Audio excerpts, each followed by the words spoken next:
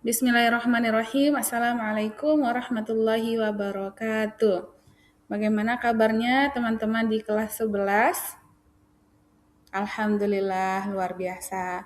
Teman-teman, hari ini pada pertemuan kali ini bersama saya Suci Jayanti dalam pembelajaran pendidikan agama Islam. Sebelum memulai pembelajaran, marilah kita awali dengan membaca lafaz basmalah. Bismillahirrahmanirrahim. Pada pertemuan pertama di semester ganjil ini, kita akan membahas tentang membuka file pohon iman. Kita akan mengeksplorasi bermakna dan menggembirakan, membedah 77 cabang iman yang melindungi kesehatan mental dan menata kondisi hati. Baik, sebelum lanjut, silakan teman-teman persiapkan alat tulisnya, tempat ternyaman, dan sinyal yang stabil. Apakah teman-teman pernah mendengar kata iman? Ya, tentu kata iman ini sudah sering sekali kita dengar, dan hari ini kita akan bahas lebih lanjut. Teman-teman, iman lebih dari sekedar lisan. Ada 3 pengertian iman yang akan kita pelajari. Yang pertama adalah ma'rifatun bil qalbi, pengendali utama. Artinya iman itu harus selalu diyakini di dalam hati kita. Yang kedua adalah iqrarun bil lisan. Ini juga iman artinya adalah diucapkan dengan lisan. Dan ketiga adalah amalun bil arkan. Iman itu teman-teman diamalkan dalam perbuatan kita di kehidupan sehari-hari. Struktur agung pohon iman. Seperti yang sudah kita bahas di awal tadi bahwa ibarat sebuah pohon itu ada akarnya terlebih dahulu. Semakin kuat akar, maka semakin banyak atau besar manfaat sebuah pohon tersebut. Kita umpamakan seperti ini ya teman-teman. Ada sebuah pohon. Nah, pohon itu adalah diri kita. Dan akar itu adalah iman kita. Semakin kuat iman kita, maka semakin banyak juga dampak atau hal-hal positif yang bisa kita lakukan dalam kehidupan kita. Nah, pertanyaannya, mengapa iman sering terasa berat? Ya, ada beberapa faktor yang mempengaruhi hal tersebut. Yang pertama adalah stres berlebihan. Kadang overthinking atau berpikir negatif itu bisa mempengaruhi keimanan kita. Yang kedua adalah beban formalitas. Terkadang untuk melakukan sesuatu amalan itu hanya memenuhi kewajiban tanpa kita jadikan bahwa itu adalah sebuah kebutuhan untuk diri kita sendiri. Dan ketiga, ini yang paling penting adalah lupa akan koneksi hati. Teman-teman, kita semua harus selalu mengoneksikan hati kita kepada Sang Pencipta. Ada 2 pusat kendali dalam diri seorang manusia. Apa saja itu? Ya, 2 itu adalah hati dan niat. Ini saling berkaitan, teman-teman, karena niat itu berasal dari hati. Semua yang kita niatkan dengan niat yang baik nanti akan menghasilkan perbuatan-perbuatan yang baik.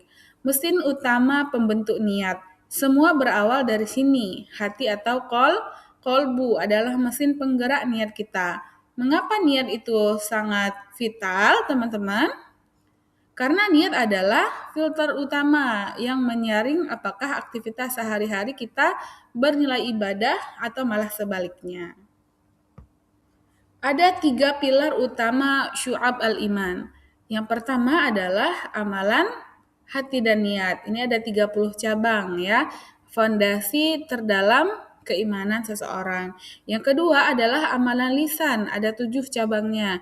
Bisa dilihat dari ekspresi verbal dan dakwah ya.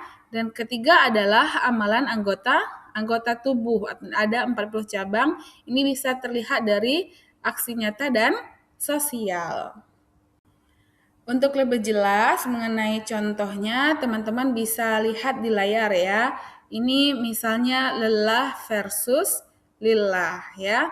Misal ketika belajar atau ketika sekolah, standar mode lelahnya hanya mencari nilai, cemas akan ranking, merasa tertekan, dan lain sebagainya. Nah, sedangkan kalau kita niatkan dengan lillah, itu akan menanamkan keilmuan, membahagiakan orang tua, dan bekal di masa depan. Contoh lainnya, misal membantu orang tua. Ketika tidak kita niatkan karena Allah, itu akan merasa terpaksa, tertekan. Sedangkan ketika mode lillahnya adalah niat kita untuk birrul walidain atau berbakti kepada orang tua. Dan contoh terakhir adalah misalnya ketika menghadapi kegagalan, itu bisa memunculkan dari hal negatifnya bisa memunculkan depresi atau tekanan batin, tekanan mental. Sedangkan ketika kita sudah bertawakal kepada Allah, itu akan percaya skenario terbaik Allah itu dan akan siap bangkit. Oke, selanjutnya yaitu kadar hormon kebahagiaan ya. Misalnya di sini fokus pada keluhan. Nah, itu akan mempengaruhi teman-teman. Sedangkan kita harus fokus pada syukur nyata ya. Kunci kehidupan kita sebagai manusia itu ada 3 kunci pentingnya ya teman-teman, yaitu adalah niat ya. Niat yang kemudian kita ikhtiar dan doakan. Lalu kemudian ketika kita sudah berusaha, hasilnya harus kita tawakal, bukan pasrah tanpa aksi. Nah, tawakal itu bukan pasrah tanpa aksi, tapi sebelumnya sudah ada niatnya, sudah ada ikhtiar, bahkan sudah ada doanya. Berkaitan dengan hasil, nah kita tawakalkan kepada Allah Subhanahu wa taala. Cara mengecek kondisi hati ya. Misalnya di pagi hari. Misalnya nih ya, teman-teman bisa cek dirinya masing-masing. Ketika alarm berbunyi, apa yang ada di dalam hati teman-teman? Apakah bersyukur atau malah mengeluh? Bisa dijawab sendiri ya. Yang kedua, ketika dikritik, apa yang teman-teman rasakan? Yang pertama, apakah teman-teman menerima kritikan untuk menjadi lebih baik atau bahkan hatinya menggerutu? Terus yang ketiga adalah melihat teman sukses. Apa yang teman-teman rasakan ketika melihat ada temannya yang sukses?